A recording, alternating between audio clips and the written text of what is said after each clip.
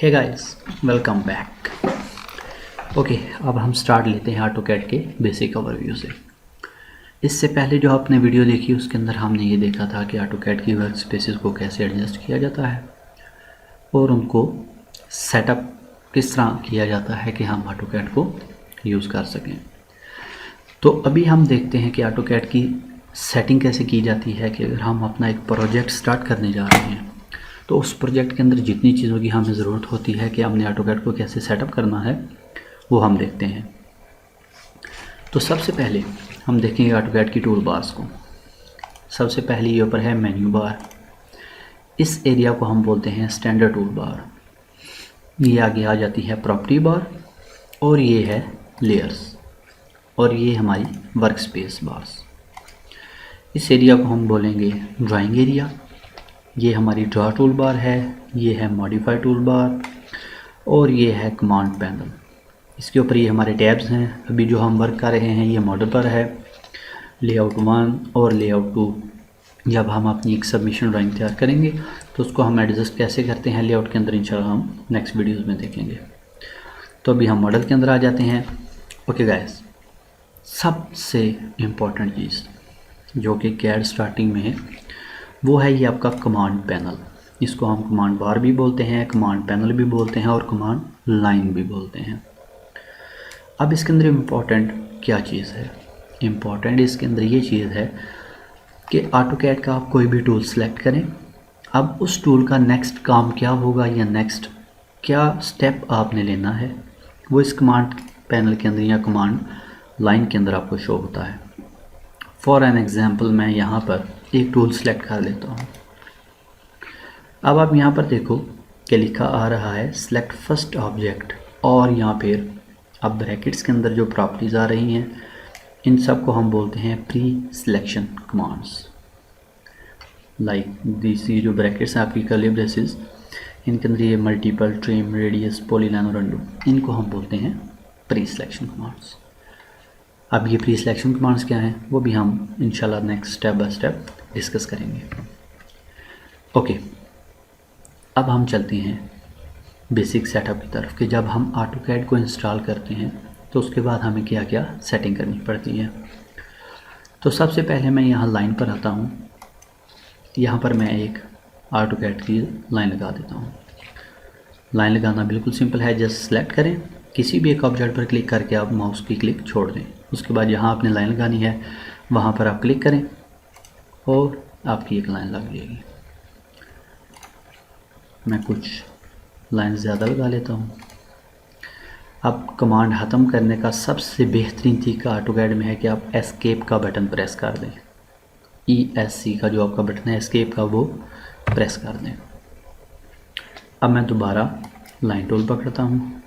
अब आप ये देखें कि जब हम ऑटोकैड नया इंस्टॉल करते हैं तो हमें जिन सेटिंग्स की ज़रूरत है अब मैं आपको वो बताने जा रहा हूँ कि मैंने यहाँ से लाइन स्टार्ट करनी है तो मैंने यहाँ से पॉइंट जो ही करीब लेकर जाता हूँ तो ये देखिए ऑटोमेटिक एक बॉक्स आ रहा है, इसको हम बोलते हैं स्नैपिंग, ऑब्जेक्ट स्नैपिंग, कि किसी भी ऑब्जेक्ट को स्नैप करना। अब मैं एस्केप करके कमांड ख़त्म करता हूँ, कोई स्नैपिंग नहीं है। लेकिन जो ही मैं कोई कमांड पकड़ूंगा लगाने के लिए, फॉर एग्जांपल लाइन, तो ये देखें इसको हम बोलते हैं एंड पॉइंट, ये जहाँ पर लाइन एंड हो रही है। तो एंड पॉइंट सब के सब स्नैप हो रहे हैं।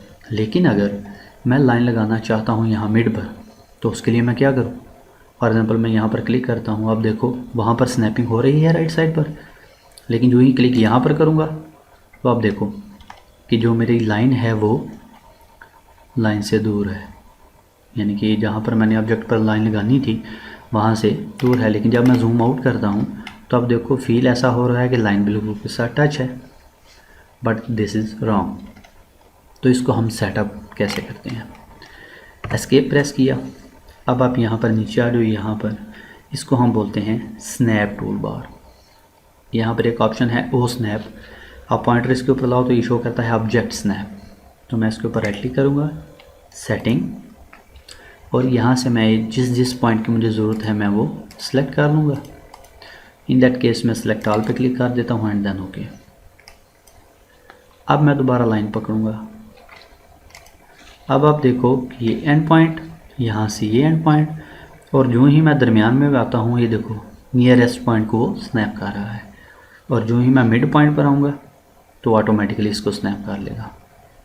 مڈ پوائنٹ کا ایک تو سمبل یہ ہے، اور دوسرا جب آپ اس پوائنٹ کے اوپر تھوڑی دیر پوائنٹر رکھتے ہو کلک نہیں کرتے تو آپ کو نام بتا دیتا ہے، اس کو ہم بولتے ہیں ٹول ٹپ۔ تو اب میں اس پر کلک کروں گا، اب آپ اس کو جتنا مرضی زوم کر کے دیکھیں یہ آؤٹ آف لائن نہیں ہوگا،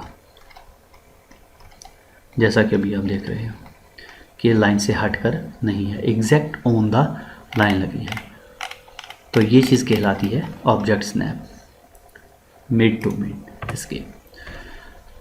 تو اس کو ہم رائٹ کلک کر کے سیٹنگ اور سلیکٹ آل، یہ ہم نے ایک ہی دفعہ اس کو اوکے کرنا ہوتا ہے سلیکٹ آل، اس کے بعد اس کی ہمیں بار بار سیٹنگ نہیں کرنی پڑتی، چاہے آپ AutoCAD کلوز کر دو، آپ کمپیوٹر ری اسٹارٹ کر دو، دوبارہ اوپن کرو، تو یہ سیٹنگ آپ کی ایک دفعہ سیو ہو جاتی ہے۔